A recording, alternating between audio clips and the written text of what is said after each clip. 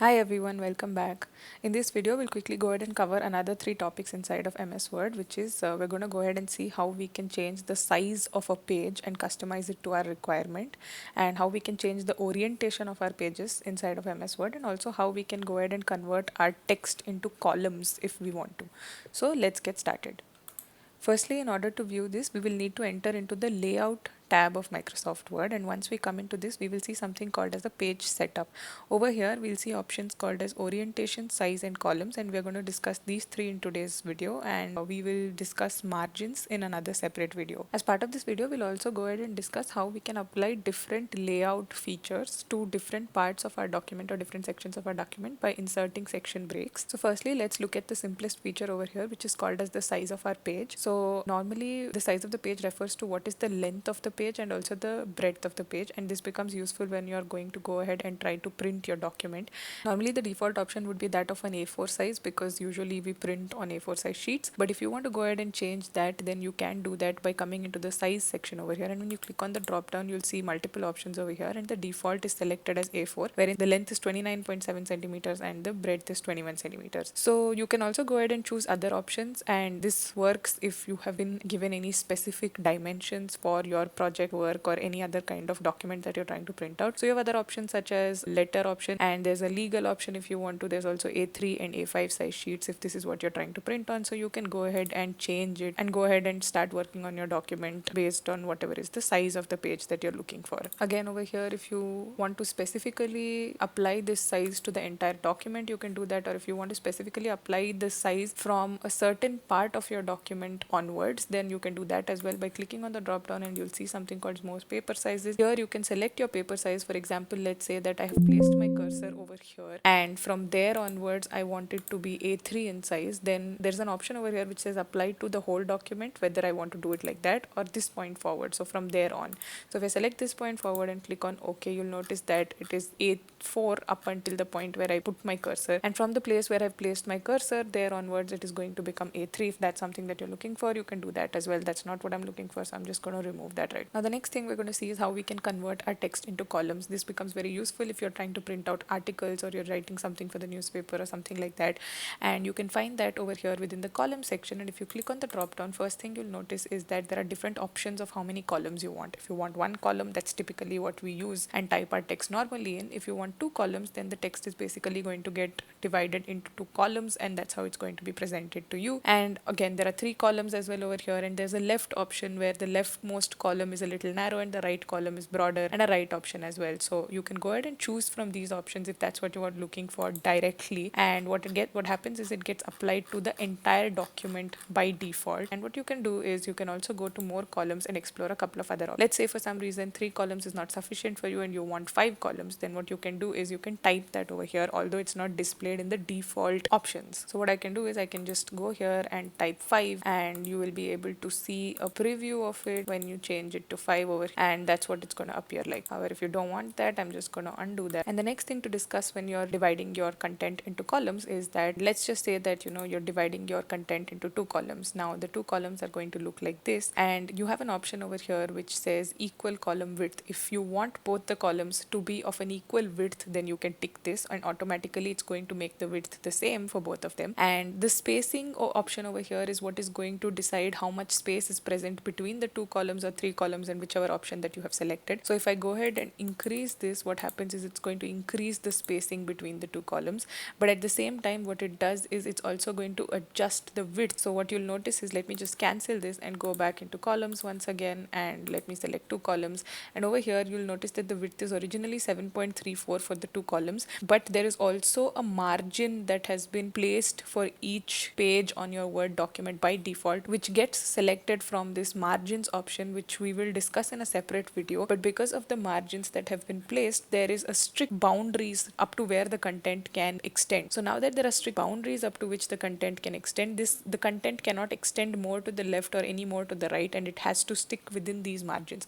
So what happens is when I try to increase the spacing between two columns, it will automatically readjust the width of the two columns to be able to fit the entire content within those margins that or boundaries that we have drawn via the margins option. And we will notice that that when I try to increase the spacing, you'll notice that the width is going on decreasing, because to accommodate the increased spacing between the two columns, what it has to do is it has to reduce the width of the two columns, because again we have put strict margins over here. Now there are options where we can reduce the margin size as well, which is what we can do through the margins option. But this is how you can change your spacing, and if you don't want to increase the spacing, then you can just directly select 2, and the default spacing is 1.25 centimeters. Now the next thing is the equal column width. If you don't want the columns to have an equal width, and if you want them to be different, then what you can do is you can uncheck that, and what you can do is you can manually change the width. Now over here also what we have to note is that when I change the width of the columns, the spacing and everything will get automatically adjusted in such a way so as to accommodate all the content within the margins that have already been inserted. So when I just try and let's say increase the width of this, the spacing is automatically reducing. You can notice that,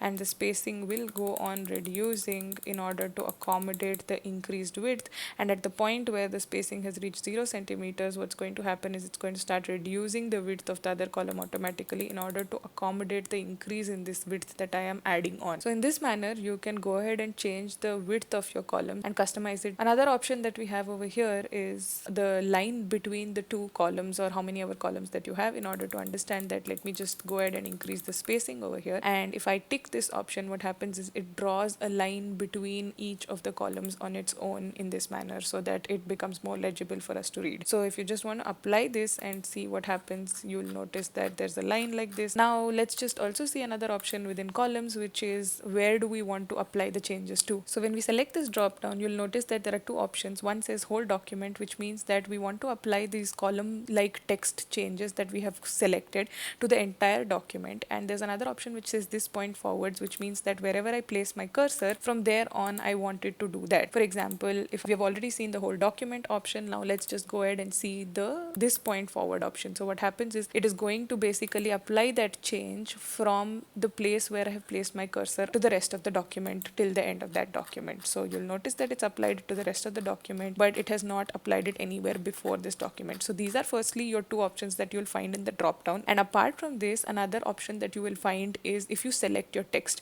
For example, let's say for some reason I just want to convert the text that is there inside of this paragraph into columns and nothing else within the document. Then what I can do is I can make the selection and click on columns and automatically select over here. Or you'll also notice that when I come to more columns, there is another option that has appeared over here which is called as selected text, which was not available previously. So once you select text and you choose the selected text option and you apply your column option, for example 2 to the selected text, then it's going to get applied to this in this manner. And a fourth option over here would be, let's just say for some reason on the content that I have in this document, let's say this is chapters 2, chapter 3, chapter 4 and so on. Let's just say I have multiple chapters and I want to apply a different type of layout to each section. For example, let's say I want only chapter 3 to consist of columns and not everything from chapter 3 onwards, or the whole document for that matter. So one way to do that would be to just select the text obviously and also apply the column style that you want to apply. The way to apply different styles to different sections of your document would be to break your document into different sections. What I mean by that is that if this is considered to be chapter 2 and this is chapter 3, chapter 4 and so on and so forth, these are basically different parts of my document or different sections of my document. So what I can do is I can go ahead and insert section breaks over here in order to be able to apply different layout features to different sections of my document. How do I do that is, for example, this is my section 2, and at the end of section 2, when I place my cursor, what I'm going to do is I'm going to find something called as a breaks option over here. When I click on the drop down over here, it is going to allow me to insert section breaks, and over here you have multiple options which say next page, continuous, even page, odd page. So next page is basically, it's going to allow you to insert a section break over here in such a way that wherever my cursor is placed, if I insert a section break over there, Microsoft Word assumes that the section ends at that point and a new section starts from immediately after wherever I have placed my cursor. So everything that comes after my cursor is going to fall into a new section, and it's going to go ahead and create that entirely new section on the next page. Continuous basically means that it's going to insert a section break, but it is going to start the next section continuously on the same page itself, and it's not going to move it to another page. So in this manner, I can go ahead and insert a section break, and let's say I'm going to insert the section break which says next page. So I just place my cursor over there and click on next page, and the way for you to know whether you have inserted a section break appropriately or not, or even if you have forgotten where you have inserted a section break, is to go into the home tab and you'll find this P like symbol called as the Pilcrow button, and if you turn that on, you will notice that there is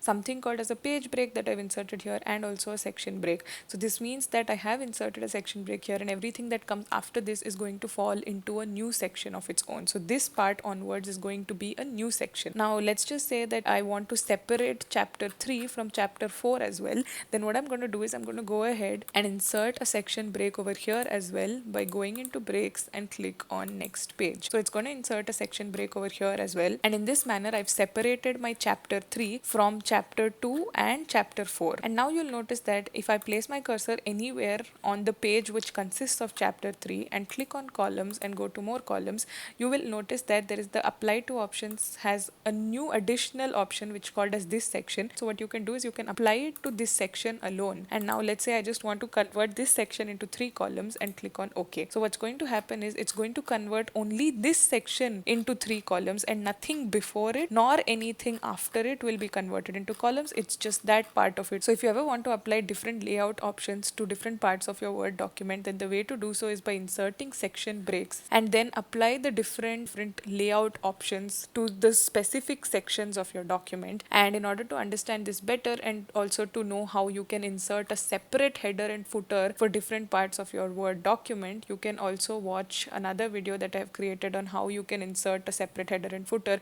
to different sections of your document by breaking it down into chapters, if that's what you're looking for. And you can find a link to that in the description box below. But for now, this is how you can apply the different column styles to different sections of your document by breaking it into sections. Also, if you do want to remove the section break at some point and you don't want to apply different features to different sections of your document, then all you have to do is just place your cursor at the beginning of the section break and click on delete on your keyboard, and it's automatically going to delete the section break. If you ever want to remove page breaks, all you have to do is select the page break like this and click on the backspace, and we'll notice that this becomes useful while using the orientation options. Now that we've seen the size and the columns options, let's go ahead and see how we can change the orientation of the page. Orientation is basically whether it's going to be in the portrait or a landscape format. By default, it is usually in the portrait format, which is like a vertical page, and landscape is usually a horizontal kind of page. And if that's what you're looking for, then you can go ahead and change your orientation into a landscape format. But before that, let's just go ahead and turn off these Pilcrow buttons so that it becomes more convenient for us to make any changes. And now if we want to go ahead and change the orientation, you'll also notice that once you click on the drop down, you have 2 options, and basically what this does is it is going to by default apply whatever option you're selecting to a specific section of the document. So in case you have used section breaks, do note that it is going to apply these changes to the specific section wherever your cursor has been placed only. If you want to apply it to the other sections as well, then you need to go and select those sections separately and then apply it once again. So for example, if we turn on this button once again, we'll notice that we have deleted the section break over here. So everything over here falls in one section, and there is a section break placed over here at the end of chapter 3, and everything after that is falling into a different section. So what we'll notice is that if we place our cursor anywhere before the section break and we go ahead and apply a landscape option, you will notice that the landscape option gets applied up to the point where the section break is inserted, and everything after that will be continuing to be in your original format itself. If at all you want to apply this to the other section as well, then you need to place your cursor over there and choose the landscape option separately so that it gets applied to the multiple sections of your document. So this automatically allows you to apply a different orientation style for each section of your document if you already have section breaks. If you don't want the section breaks, you can altogether remove them and apply a single orientation to all parts of your document, or keep the section breaks and apply the same orientation to different parts of your document. And if you just don't want that and you want to go back to the portrait format, then you can again go ahead and select different sections of your document and select portrait, and it's going to come back into its default. So that's how you can change the size of your page, and you can also convert your text into columns and also apply the column styles to different parts of your document by breaking it down into sections. Or you can also select your text and apply a column style to that specific selected text or to the whole document. And also that's how you can go ahead and change the orientation of your page, either the specific sections of your document or your entire document. And that's it for this video. In the next video, we'll also go ahead and discuss how we can use the margin options. So go ahead and do give this a try and let me know if you have any questions in the comment section. Until then, thank you so much for watching everyone, and I'll see you in the next video. Bye bye.